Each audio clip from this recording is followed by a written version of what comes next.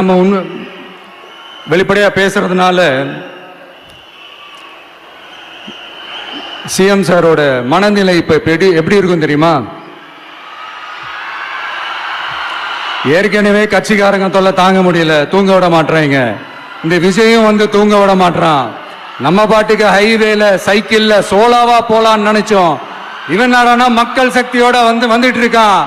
இவன் தான் கேள்வி கேட்கிறான்னு பார்த்தா மக்களையும் கேள்வி கேட்க வைக்கிறான். 1000 ரூபாய் கொடுத்துட்டு இருந்தோம், 5000 ரூபாய் கொடுத்து ஏமாத்தலான்னு பார்த்தா அதையும் கேள்வி கேட்க வைக்கிறான்.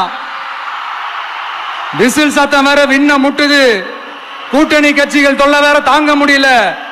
இவன் பண்ற பிரச்சாரத்தை முடக்கலான்னு பார்த்தா அப்பவும் மக்கள் அவன் பின்னாடி தான் நிக்கிறாங்க. என்ன பண்றது ஏது பண்றதுன்னு தெரியாத ஒரு மனநிலையில இருப்பாரு.